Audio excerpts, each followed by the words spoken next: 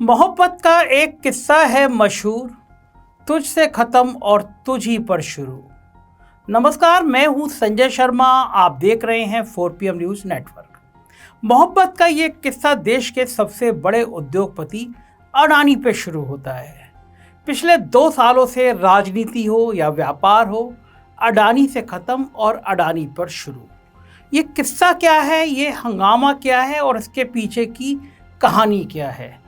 क्या ये कहानी भारत में शुरू होती है या इसके तार विदेश से भी जुड़े हैं? इसकी हम पड़ताल करेंगे। दरअसल आज एक चिट्ठी वायरल हुई। चिट्ठी अडानी के लेटर पैड पर थी और उन्होंने उस चिट्ठी में कहा था कि केन्या में जो हंगामा चल रहा है उसमें कुछ नाम का खुलासा कर देंगे। केन्या के आंदोलन में जो एयरपोर्ट पर अडानी ग्रुप ने लिए थे, उसके बाद के आंदोलन के बाद के संबंधित ये चिट्ठी थी। और चिट्ठी में तरह तरह की कहानियाँ थी। मतलब भाव ये समझ लीजिए उस चिट्ठी में कि अडानी के लेटर पैड पर लिखा था कि इस वाले मामले में जिन लोग इन्वॉल्व थे, जिन्होंने घूस ली, इस तरह की तमाम कहानियों का हम खुलासा कर देंगे। सनसनी फैल गई कि अडानी ग्रुप ये कैसी कहानी बता रहा है, किन लोगों के नाम खुलासे कर रहा है। बड़े बड़े लोगों ने उसको तुरंत चिट्ठी को ट्वीट करना शुरू कर दिया। सुप्रीम कोर्ट के बड़े लॉयर ने कर दिया, कुछ एक्टिविस्ट ने कर दिया और देश में हंगामा मच गया कि ये कहानी क्या हो गई, अचानक ये बवाल क्या हो गया। वो तो अच्छा हुआ कि शेयर मार्केट पर इसका असर नहीं पड़ा, लेकिन कुछ ही देर बाद अडानी ग्रुप का खंडन सामने आया। तब पता चला कि ये चिट्ठी फर्जी है। लेकिन उसके बाद ये चर्चा शुरू हुई कि आखिर अडानी ग्रुप के खिलाफ ये साजिशें क्यों की जा रही हैं और क्या ये साजिशें सिर्फ अडानी ग्रुप की हैं या भारत के बाजार को क्रैश करने की हैं। थोड़ा पीछे ले चलता हूँ, पिछले हफ्ते में ले चलता हूँ आपको। बृहस्पतिवार को देश के लोगों की धड़कनें बढ़ गई थी। मामला ही ऐसा ही था। हिडनबर्ग ने एक और बम बुरी तरह फोड़ दिया था। उसने कहा कि स्विस बैंक में जमा अडानी का लगभग 2,500 करोड़ से ज़्यादा रुपया जब्त कर लिया गया। ये खबर आते ही शेयर बाजार में जिन लोगों का पैसा लगा था उनका दिल बैठ गया। बात ही ऐसी थी, सभी को लगा कि कल वीक का आखिरी दिन है, यानी शेयर मार्केट में हफ्ते का आखिरी दिन है। और इस खबर के सामने आने के बाद अडानी समेत पूरे बाजार की बैंड बज जाएगी। पहले भी ऐसे ही हुआ था। हिडनबर्ग की एक रिपोर्ट ने अडानी के साम्राज्य की चूल्हे हिला दी थी। देश के सबसे बड़े आदमी का कारोबार घटकर आधा रह गया था। पर अगले दिन जब बाजार खुला तो पता चला कि स्विस बैंक के इस दावे के बावजूद हिडनबर्ग का दांव इस बार नहीं चला जैसा पहले चला था। तो आखिर इस बार ऐसा क्या हो गया कि हिडनबर्ग की बातों पर इस बार लोगों ने भरोसा किया ही नहीं, बाजार ने भरोसा नहीं किया। स्विस बैंक की कहानी फ्लॉप हो गई। जो हिडनबर्ग शेर की तरह आया था वो चूहे की तरह दबकर रह गया। आज के वीडियो में अडानी और हिडनबर्ग के रिश्तों की पड़ताल करते हैं और साथ ही मेरे और आपकी ज़िंदगी पर इस तरह की कहानियों का क्या असर पड़ता है, इस पर भी बात करते हैं। और राजनीति का कौन सा पहलू अडानी के पक्ष में है और कौन सा अडानी के खिलाफ है और ये है क्या मामला, इस पर चर्चा करते हैं। सबसे पहले आपके मन में यह आता होगा कि हिडनबर्ग क्या है। जो सामान्य आदमी है, जो बहुत ज़्यादा रिसर्च नहीं करता, उसको लगता होगा ये है क्या और कि ये अडानी के पीछे क्यों पड़ा है। आखिर अडानी ने हिडनबर्ग की कौन सी भैंस खोल ली है? तो पहले हिडनबर्ग की जन्मपत्री को ही देख लेते हैं, बता देते हैं है क्या मामला। हिडनबर्ग एक अमेरिकी वित्तीय अनुसंधान कंपनी है। इसकी स्थापना 2017 में हुई थी। ये कंपनियों पर रिसर्च करके डाटा जारी करती है। आपको लग रहा होगा कि ये कंपनी तो बहुत अच्छी है, कंपनियों की पड़ताल मुफ्त में करती है। तो जरा रुकिए। हिडनबर्ग कंपनियों की पड़ताल इसलिए भी करती है कि उनकी बैंड बजाकर वो अरबपति हो सके। आपको लग रहा होगा कि मैं कैसी बातें कर रहा हूँ, कंपनी के गलत धंधे सामने आने से, कोई कंपनी लाने से कोई अरबपति कैसे हो सकता है? तो वो भी मैं आपको समझाता हूँ। दरअसल जब हिडनबर्ग किसी कंपनी के बारे में रिपोर्ट जारी करता है तो पहले उस कंपनी के शेयर बेच देता है। रिपोर्ट जारी होने के बाद जाहिर है उस कंपनी के शेयर धड़ाम से नीचे आएंगे। तब हिडनबर्ग गिरे हुए शेयर को खरीदकर माला माल हो जाता है। जो लोग शेयर मार्केट में काम करते हैं वो जानते हैं कि किसी कंपनी का शेयर खरीदे बिना भी उसे बेचा जा सकता है। इसे शॉर्ट सेलिंग कहते हैं और हिंडनबर्ग यही करता है। 2023 में मैं भी और मेरे पड़ोसी भी कुछ लोग इसके शिकार हुए थे। कैसे हुए थे वो भी मैं आपको बताऊंगा। दरअसल 2023 में हिंडनबर्ग ने यही किया, करोड़ों रुपए बना लिए और अडानी का कारोबार आधे से भी कम पर सिमट गया। पर इसके बाद भी हिंडनबर्ग ने अडानी पर हमले जारी रखे तो सवाल खड़ा हुआ कि क्या हिंडनबर्ग का उद्देश्य सिर्फ पैसा कमाना है, सिर्फ अडानी की पोल खोलना है, या इसके पीछे कोई और बड़ा खेल है?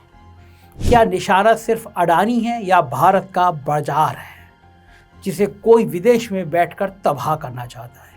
और आखिर वो कौन है जो भारत के शेयर बाजार में उथल पुथल मचाना चाहता है?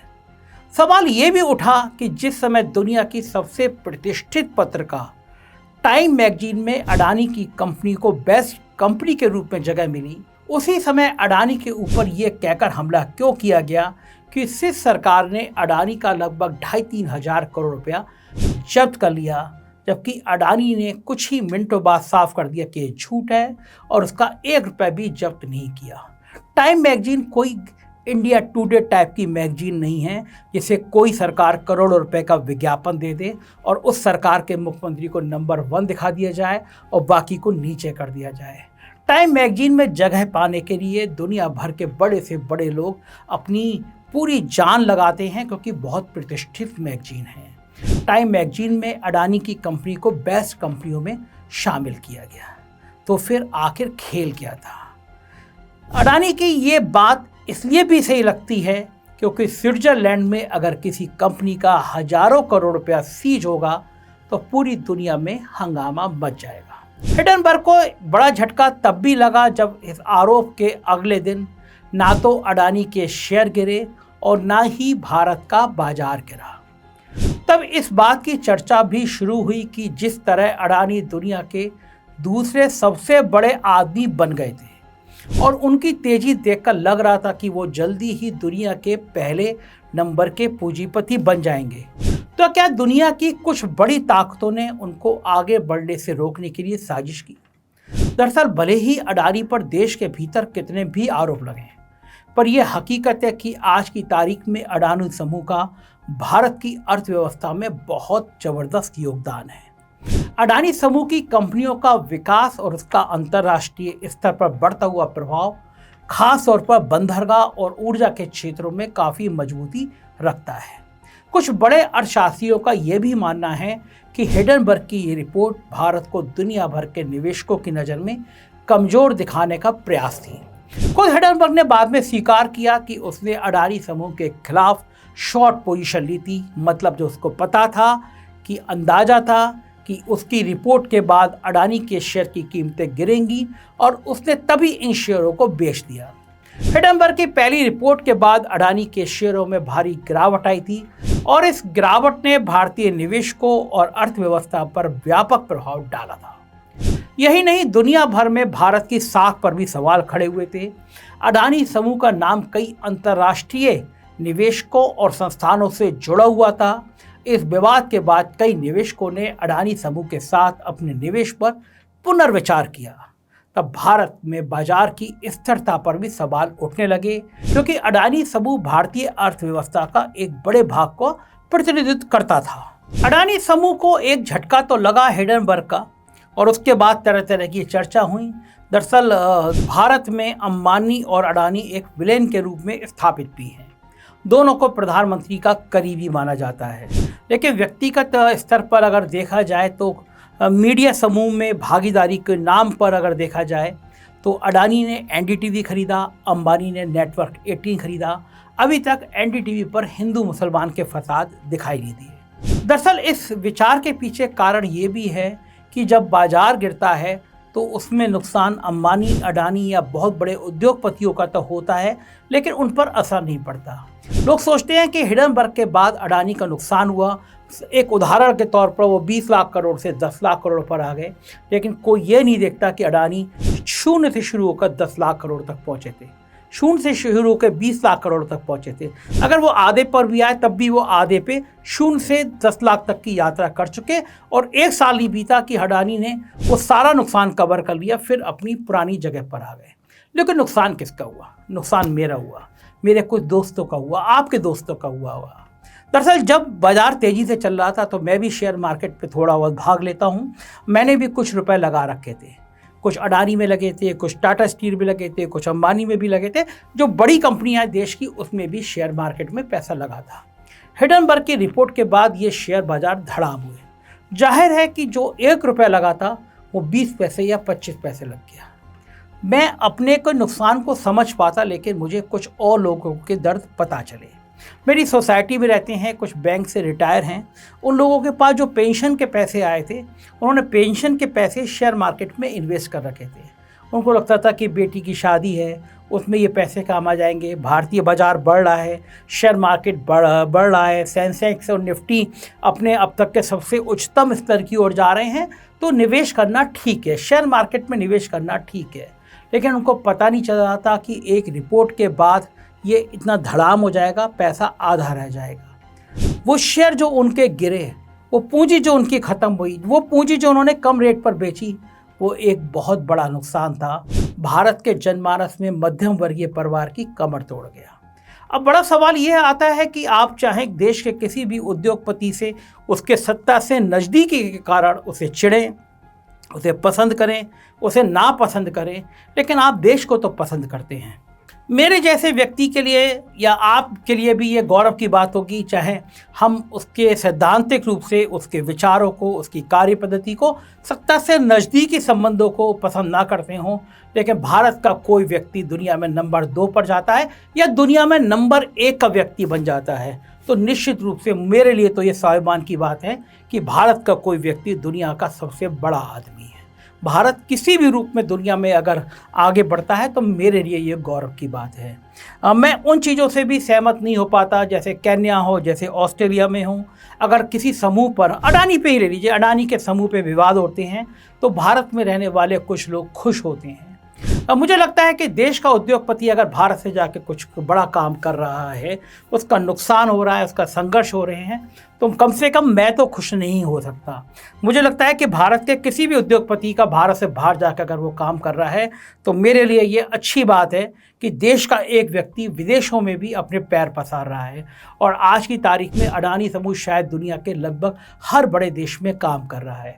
हो सकता है हम सत्ता से करीबी होने के नाते अडानी पर सवाल खड़े करते हों, उनकी कार्य पद्धति पर सवाल करते हों, लेकिन ये भी बात सही है कि देश में आज अडानी समूह जिस मुकाम तक पहुंच गया है उससे भारत की अर्थव्यवस्था बहुत ज़्यादा प्रभावित है। तो क्या करें हम?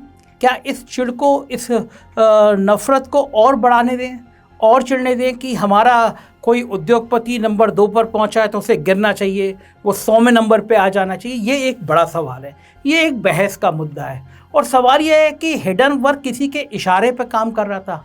क्या कोई और लोग थे जो चाहते थे हिडनबर्ग के जरिए अडानी पर और अडानी के जरिए भारत की अर्थव्यवस्था पर निशाना साधा जाए? हिडनबर्ग खुद ये रिपोर्ट कर रहा था या उसके पीछे कुछ साजिशें थी? बार बार कुछ लोगों का नाम आता है जो ये कहा जाता है कि हिडनबर्ग के पीछे वो लोग थे, वो लोग काम कर रहे थे, अडानी तो बहाना था, भारत एक निशाना था। तो क्या भारत के बाजारों को प्रभावित करने की कोई अंतर्राष्ट्रीय साजिशें थी? क्या हमें उस साजिशों में भाग लेना चाहिए? क्या हमें उन साजिशों का हिस्सा बनना चाहिए? या फिर भारत के बाजार सुरक्षित कैसे रहें, इस पे विमर्श करना चाहिए। हिडनबर्ग ने ऐसा झूठा आरोप क्यों लगाया कि स्विस बैंक में 2.5-3 हज़ार करोड़ रुपए जब्त कर लिया गया, इस पर भी विचार करना चाहिए। हिडनबर्ग का मानना था कि जैसे ही वो ये 2.5-3 हज़ार करोड़ रुपए का आरोप लगाएगा, बाजार गिरेंगे, वो पहले की तरह अडानी के शेयर बेचेगा, नीचे गिरने पर खरीद लेगा। लेकिन इस बार उसका पटाखा फुस हो गया। लेकिन भारत का बाजार को, भारत के शेयर मार्केट को दुनिया के किसी हिस्से में, चाहे वो अमेरिका हो या दुनिया का कोई हिस्सा हो, वहाँ बैठे कुछ लोग प्रभावित करने की कोशिशें करें तो हमें थोड़ा चिंतित होना चाहिए, क्योंकि बात हमारे देश की है। मुझे पता है कि मेरे इस वीडियो से कुछ लोग सहमत होंगे, कुछ लोग असहमत होंगे, लेकिन मेरे मन में आ रहा था कि मैं आपसे इस बात पे ज़रूर चर्चा करूं कि सवाल अडानी का नहीं है, सवाल देश के किसी उद्योगपति नहीं है, सवाल हमारे बाज़ारों का है, सवाल जो आम आदमी छोटा छोटा 10,000, 20,000, 50,000 शेयर मार्केट में लगाता है, उसके अस्तित्व का, उसकी संपत्ति का बचा रहे, उसका हक बचा रहे। कोई भी आदमी विदेश में बैठ के भारत के बाज़ार को प्रभावित ना कर सके, तो आपसे संवाद करना ज़रूरी है। मुझे आपकी राय का इंतज़ार रहेगा। ज़रूर बताइएगा ये बातचीत क्या ठीक थी या गलत। शुक्रिया, थैंक यू।